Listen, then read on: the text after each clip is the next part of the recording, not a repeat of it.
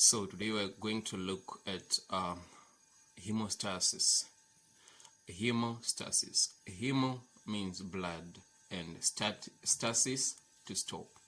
So in simple terms, hemostasis is the arrest or stoppage of bleeding. Okay, so it takes place in three main stages. The first stage is vasoconstriction or vascular spasms. The second stage is platelet plug formation, where we are going to have a white clot at the end, and coagulation or clotting, where we are going to have red clots. Okay, vasoconstriction first. This vasoconstriction is mediated by endothelin, which is released by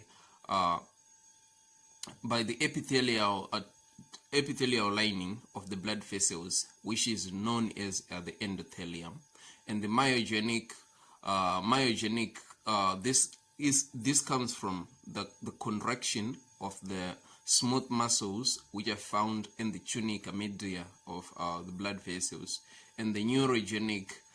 This one, if you remember well, we have like pain receptors called nociceptors, and those ones actually they are stimulated by mediators like bradykinin. So when there is pain, there will be the contraction of muscles again. So these three things, they mediate the vascular spasm process. Okay, then the second stage, we have the platelet plug formation. Okay, so here are two endothelial cells and are damaged here, and this represents the collagen, right? So what happens first is like you have the von Willebrand factors here in green, von Willebrand factors. So they are produced by collagen. That's the connective tissue and the damaged endothelial tissue, right? So after the release of von Willebrand factor, the platelets will be able to stick to this von Willebrand factor, and then there will be an aggregation of these platelets like this. So what happens is, like, as platelets come here, they release these mediators. Firstly, you have a serotonin. Serotonin is important for vasoconstriction. Then you have the thromboxane A2 and the ADP. So these two actually they cause like aggregation of more platelets. So more platelets will come to this region because of these two factors. And calcium also. Calcium is mainly important for sticking of these platelets. So what happens? There are specific receptors. Firstly, we have a receptor between the von Willebrand factor and the platelets, and then you have a receptor between platelets, right? So here is enlarged here. So between the von Willebrand factor and the platelets, you have a glycoprotein 1b, right? Then between the platelets, you have glycoprotein 2b3a, right?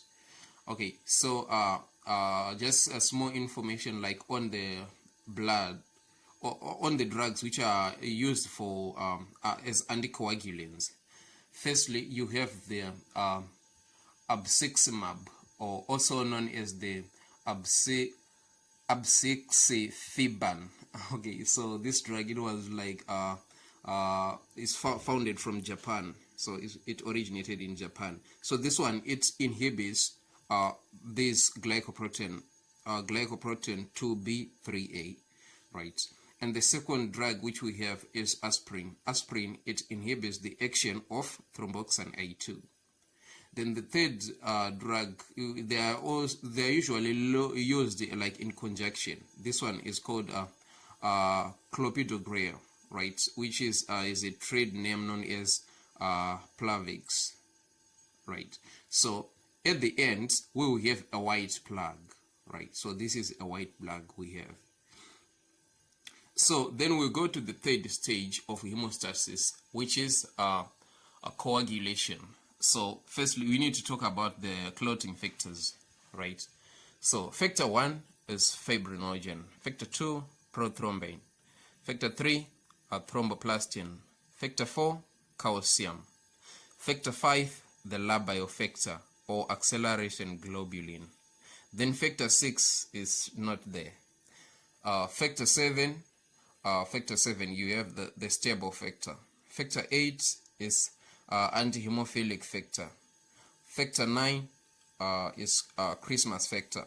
Factor 10 is Stewart-Prower factor. And factor 11 is plasma thromboplastin antecedent. And factor 12 is Hegman factor, also known as the contact factor. And factor 13 is fibrin stabilizing factor, also known as fibrinase.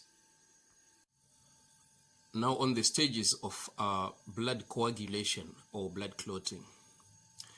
This process has 3 stages. Firstly, you have the formation of prothrombin activator. Stage number 2, we have conversion of prothrombin to thrombin. And third stage is formation of is actual conversion of fibrinogen into fibrin. Okay. So to make a prothrombin activator, we have 2 pathways to get into this step. We have the intrinsic pathway and the extrinsic pathway.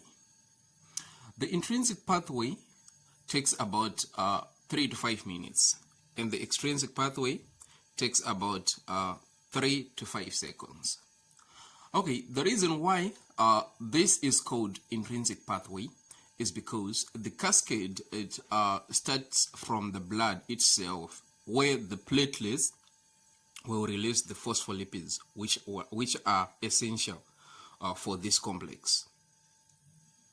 While this one is called extrinsic pathway because these phospholipids, they are produced by damaged tissue from tissue trauma here, and also the action of tissue thromboplastin, which is formed here.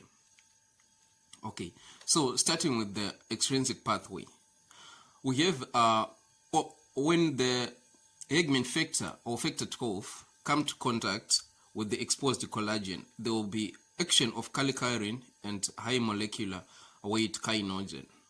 This will act on factor 12 to make it active, right?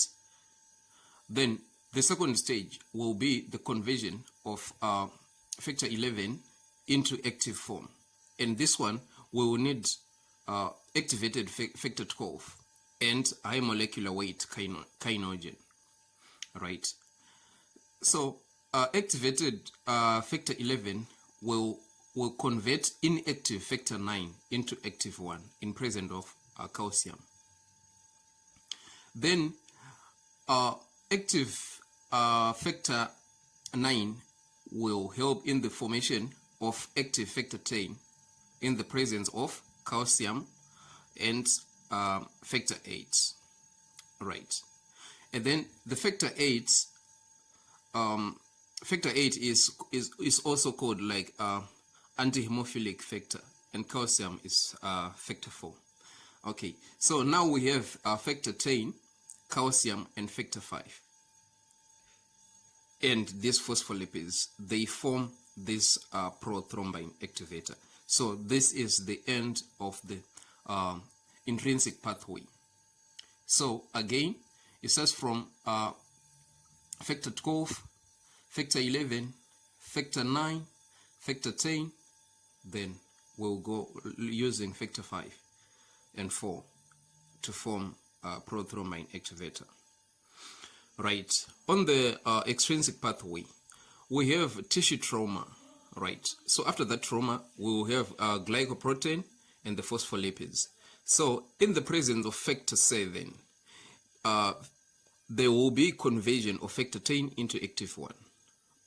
But now we can see like this glycoprotein and phospholipid, they have two pathways. The first one is to activate factor 10, and the second one, it also take part in this step of complexing factor 10, calcium, and factor 5, forming this prothrombin activator. So this step here is a common pathway because it's there in both sides, right?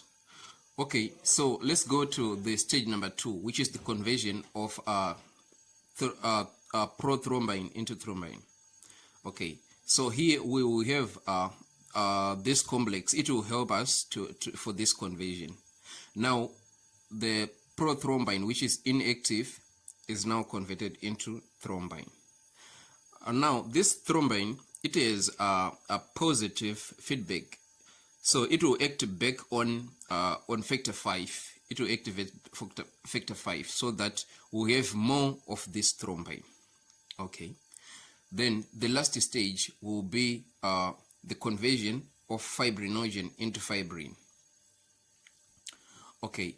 So this step is catalyzed by the thrombin.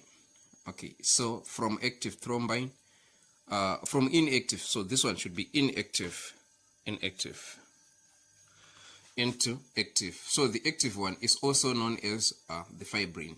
So these are from the monomers, we have loose strands of fibrin. So this is basically a polymerization process where we have the loose strands of fibrin from monomers, right? Then from these loose strands of fibrin will make like a fibrin tight blood clot in the presence of factor 18, which is a stabilizing factor, and calcium.